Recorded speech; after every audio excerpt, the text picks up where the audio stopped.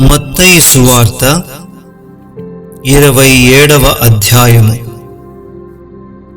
ఉదయమైనప్పుడు ప్రధాన యాజకులను ప్రజల పెద్దలందరూ యేసును చంపింపవలెనని ఆయనకు విరోధముగా ఆలోచన చేసి ఆయనను బంధించి తీసుకుని పోయి అధిపతి అయిన పొంతి పిలాతునకు అప్పగించిరి.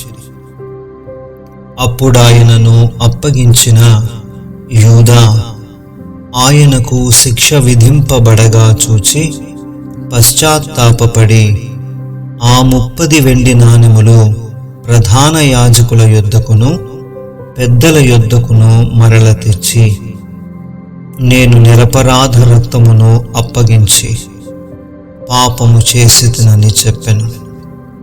వారు, దానితో మాకేమి, నీవే చూచుకొనమని చెప్పగా అతడు ఆ వెండి నాణెములు దేవాలయములో పారవేసి పోయి ఉరిపెట్టుకొనెను. ప్రధాన యాజకులు ఆ వెండి నాణెములు తీసుకొని, ఇవి రక్తక్రయధనము గనుక వీటిని కానుక పెట్టెలో వేయ తగదని చెప్పుకొనిది. కాబట్టి వారు ఆలోచన చేసి వాటినిచ్చి పరదేశులను పాతిపెట్టుటకు కుమ్మరివాని పొలము కొనిరి. అందువలన నేటి వరకు ఆ పొలము రక్తపు పొలమనబడుచున్నది. అప్పుడు విలువ కట్టబడిన వాని, అనగా ఇశ్రాయేలీయులలో కొందరు విలువ కట్టిన వాని క్రయధనమైన 30 వెండి నాణెములు తీసుకొని, ప్రభువు నాకు నియమించిన ప్రకారము వాటిని కుమ్మరివాని పొలమునకిచ్చిరి అని ప్రవక్త అయిన యిర్మీయా ద్వారా చెప్పబడిన మాట నెరవేరెను. యేసు అధిపతి ఎదుట నిలిచెను. అప్పుడు అధిపతి, యూదుల రాజు నీవేనా అని ఆయన అడుగగా, యేసు అతని చూచి, నీవన్నట్టే అనెను. ప్రధాన యాజకులను పెద్దలను ఆయన మీద నేరము మోపినప్పుడు ఆయన ప్రత్యుత్తరమేమీయూ ఇయ్యలేదు. కాబట్టి పిలాతు, నీ మీద వేరెన్ని నేరములు మోపుచున్నారో నీవు వినలేదా అని ఆయనను అడిగెను. అయితే ఆయన ఒక మాటకైనను అతనికి ఉత్తరమియ్యలేదు గనుక అధిపతి మిక్కిలి ఆశ్చర్యపడెను. జనులు కోరుకొనిన ఒక ఖైదీని పండుగలో విడుదల చేయుట అధిపతికి వాడుక. ఆ కాలమందు బరబ్బా అను ప్రసిద్ధుడైన ఒక ఖైదీ చెరసాలలో ఉండెను.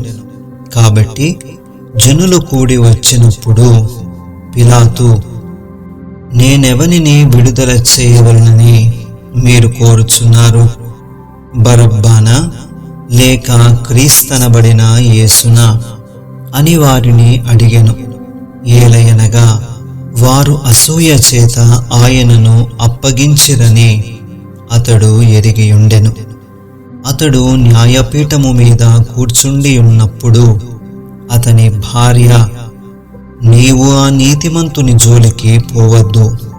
ఈ ప్రొద్దు ఆయనను గూర్చి నేను కలలో మిక్కిలి బాధపడితినని అతని యొద్దకు వర్తమానము పంపెను. ప్రధాన యాజకులను పెద్దలను బరబ్బను విడిపించుమని అడుగుటకును యేసును సంహరించుటకును జనసమూహములను ప్రేరేపించిరి. అధిపతి, ఈ ఇద్దరిలో నేనెవనిని విడుదల చేయవలనని మీరు కోరుచున్నారని వారిని అడుగగా వారు, బరబ్బనే అనిరి. అందుకు పిలాతు, అలాగైతే క్రీస్తనబడిన యేసును ఏమి చేతునని వారిని అడుగగా సిలువ వేయమని అందరూ చెప్పిరి. అధిపతి, ఎందుకు? ఇతడు ఏ దుష్కార్యము చేసనని అడుగగా వారు, సిలువ వేయమని మరి ఎక్కువగా కేకలు వేసిరి. పిలాతు అల్లరి ఎక్కువ అగుచున్నదే గాని తన వలన ప్రయోజనమేమీ లేదని గ్రహించి నీళ్లు తీసుకొని జనసమూహము ఎదుట చేతులు కడుగుకొని, ఈ నీతిమంతుని రక్తమును గూర్చి నేను నిరపరాధిని, మీరే చూచుకొనుడని చెప్పెను.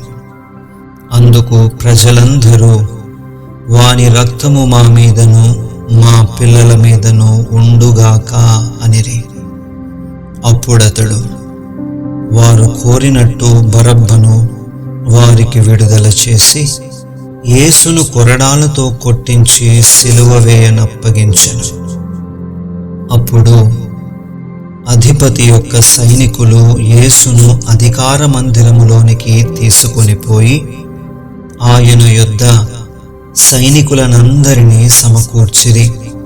వారు ఆయన వస్త్రములు తీసివేసి ఆయనకు ఎర్రని అంగీ తొడిగించి ముండ్ల కిరీటమును అల్లి ఆయన తలకు పెట్టి ఒక రెల్లు ఆయన కుడి చేతిలో నుంచి ఆయన ఎదుట మోకాళ్ళలోని, యూదుల రాజా, నీకు శుభమని ఆయనను అపహసించి ఆయన మీద ఉమ్మివేసి ఆ రెల్లును తీసుకొని దానితో ఆయనను తల మీద కొట్టిరి.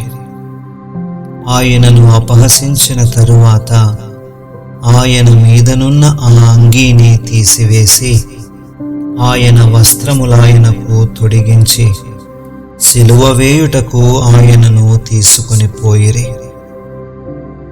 వారు వెళ్ళుచుండగా కురేనీయుడైన సీమోనను ఒకడు కనబడగా ఆయన సిలువ మోయుటకు అతనిని బలవంతము చేసిరి. వారు కపాల స్థలమును అర్థమిచ్చు గొల్గతా అనబడిన చోటికి వచ్చి చేదు కలిపిన ద్రాక్షరసమును ఆయనకు త్రాగనిచ్చిరి గాని ఆయన దానిని రుచి చూచి త్రాగనొల్లకపోయెను.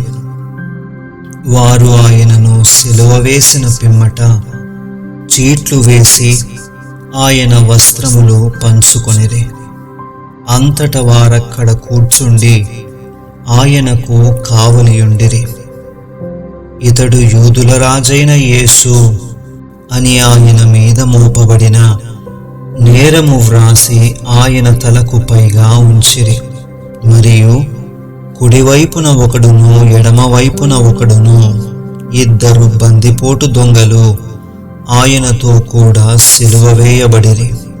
ఆ మార్గమున వెళ్ళుచుండిన వారు తలలోచుచు, దేవాలయమును పడగొట్టి 3 దినములలో కట్టువాడా, నిన్ను నీవే రక్షించుకునుము, నీవు దేవుని కుమారుడవైతే సిలువ మీద నుండి దిగుమని చెప్పుచు ఆయనను దూషించిరి. అలాగే శాస్త్రులను, పెద్దలను, ప్రధాన యాజకులను కూడా ఆయనను అపహసించుచు, వీడు ఇతరులను రక్షించెను, తన్ను తానే రక్షించుకొనలేడు, ఇశ్రాయేలు రాజు గదా, ఇప్పుడు సిలువ మీద నుండి దిగిన ఎడల వాని నమ్ముదము. వాడు దేవుని యందు విశ్వాసముంచెను, నేను దేవుని కుమారుడనని చెప్పెను గనుక ఆయనకిష్టుడైతే ఆయన ఇప్పుడు వానిని తప్పించునని చెప్పిరి. ఆయనతో కూడా సిలువ వేయబడిన బందిపోటు దొంగలను అలాగే ఆయనను నిందించిరి. మధ్యాహ్నము మొదలుకొని 3 గంటల వరకు ఆ దేశమంతటను చీకటి కమ్మెను. ఇంచుమించు 3 గంటలప్పుడు యేసు, ఏలీ ఏలీ లమా సబక్తానీ అని బిగ్గరగా కేక వేసెను.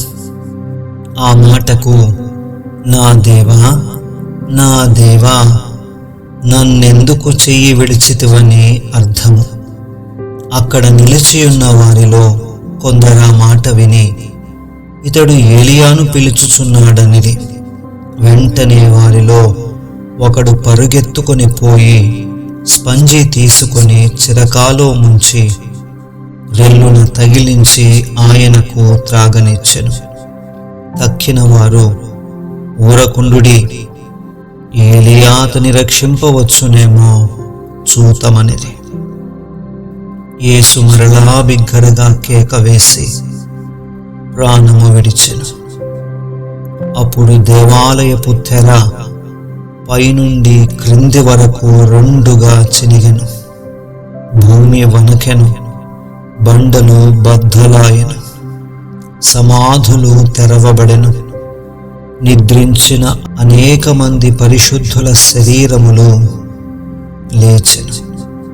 వారు సమాధులలో నుండి బయటకు వచ్చి ఆయన లేచిన తరువాత పరిశుద్ధ పట్టణములో ప్రవేశించి అనేకులకు అగపడిరి. శతాధిపతియు అతనితో కూడా యేసునకు కావలియున్న వారును భూకంపమును జరిగిన కార్యములన్నిటినీ చూచి మిక్కిలి భయపడి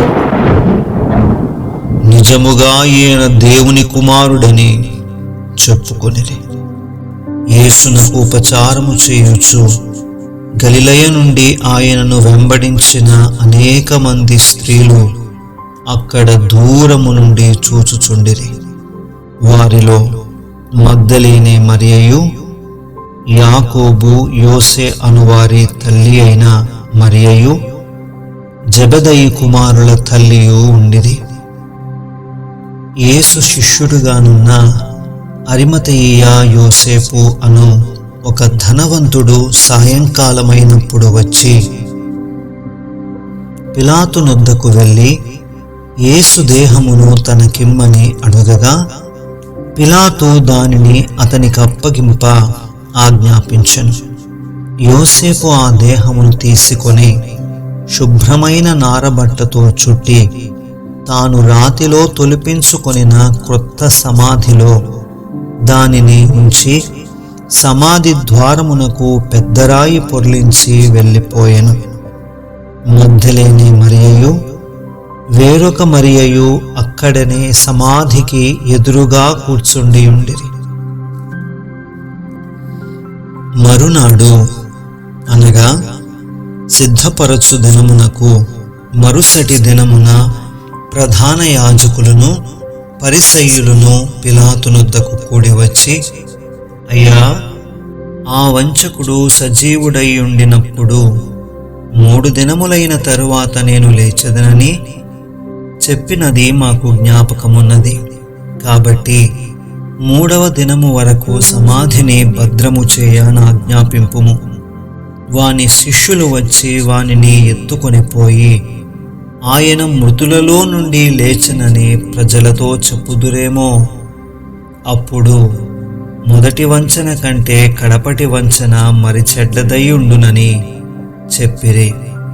అందుకు పిలాతు, కావలివారున్నారు గదా, మీరు వెళ్ళి మీ చేతనైనంత మట్టుకు సమాధిని భద్రము చేయుడని వారితో చెప్పెను. వారు వెళ్ళి కావలివారిని కూడా ఉంచుకొని రాతికి ముద్ర వేసి సమాధిని భద్రము చేసిరి.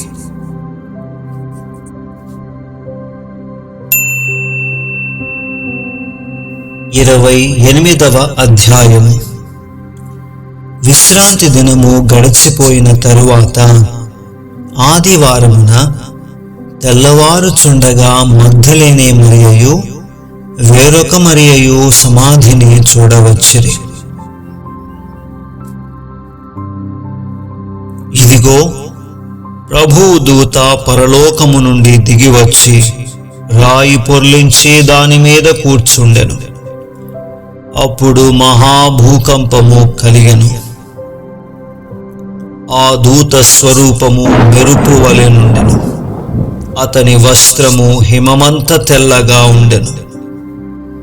అతనికి భయపడుట వలన కావలివారు వనకి చచ్చిన వారి వలె నుండిరి.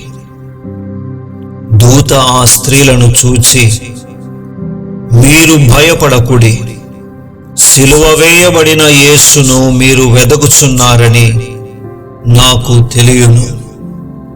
ఆయన ఇక్కడ లేడు. తాను చెప్పినట్టే ఆయన లేచియున్నాడు. రండి, ప్రభువు పండుకొనిన స్థలము చూచి త్వరగా వెళ్ళి ఆయన మృతులలో నుండి లేచియున్నాడని ఆయన శిష్యులకు తెలియజేయుడి. ఇదిగో, ఆయన గలిలయలోనికి మీకు ముందుగా వెళ్ళుచున్నాడు. అక్కడ మీరు ఆయనను చూతురు. ఇదిగో, మీతో చెప్పితినెను. వారు భయముతోనూ మహానందముతోనూ సమాధి యొద్ద నుండి త్వరగా వెళ్ళి ఆయన శిష్యులకు ఆ వర్తమానము తెలుప పరుగెత్తుచుండగా యేసు వారిని ఎదుర్కొని మీకు శుభమని చెప్పెను. వారు ఆయన యొద్దకు వచ్చి ఆయన పాదములు పట్టుకొని ఆయనకు మ్రొక్కగా, యేసు, భయపడకుడి, మీరు వెళ్ళి నా సహోదరులు గలిలయకు వెళ్ళవలననియు వారక్కడ నన్ను చూతురనియు వారికి తెలుపుడనెను. వారు వెళ్ళుచుండగా కావలి వారిలో కొందరు పట్టణములోనికి వచ్చి జరిగిన సంగతులన్నిటినీ ప్రధాన యాజకులతో చెప్పిరి. కాబట్టి వారు పెద్దలతో కూడి వచ్చి ఆలోచన చేసి ఆ సైనికులకు చాలా ద్రవ్యమిచ్చి, మేము నిద్రపోవుచుండగా అతని శిష్యులు రాత్రివేళ వచ్చి అతనిని ఎత్తుకొని పోయిరని మీరు చెప్పుడి. ఇది అధిపతి చెవినబడిన ఎడల మేమతని సమ్మతిపరచి మీకేమీ తొందర కలుగకుండా చేతుమని చెప్పిరి. అప్పుడు వారు ఆ ద్రవ్యము తీసుకొని తమకు బోధింపబడిన ప్రకారము చేసిరి. ఈ మాట యూదులలో వ్యాపించి నేటి వరకు ప్రసిద్ధమయ్యున్నది. 11 మంది శిష్యులు యేసు తమకు నిర్ణయించిన గలిలయలోని కొండకు వెళ్ళిరి. వారు ఆయనను చూచి ఆయనకు మ్రొక్కిరి గాని కొందరు సందేహించిరి.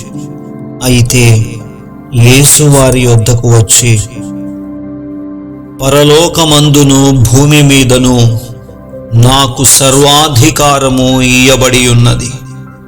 కాబట్టి మీరు వెళ్ళి సమస్త జనులను శిష్యులనుగా చేయుడి. తండ్రి యొక్కయు కుమారుని యొక్కయు పరిశుద్ధాత్మ యొక్కయు నామములోనికి వారికి బాప్తిస్మమిచ్చుచు నేను మీకు ఏ ఏ సంగతులను ఆజ్ఞాపించుతునో వాటినన్నిటినీ గైకొనవలనని వారికి బోధించుడి. ఇదిగో, నేను యుగ సమాప్తి వరకు సదాకాలము మీతో కూడా ఉన్నానని వారితో చెప్పెను.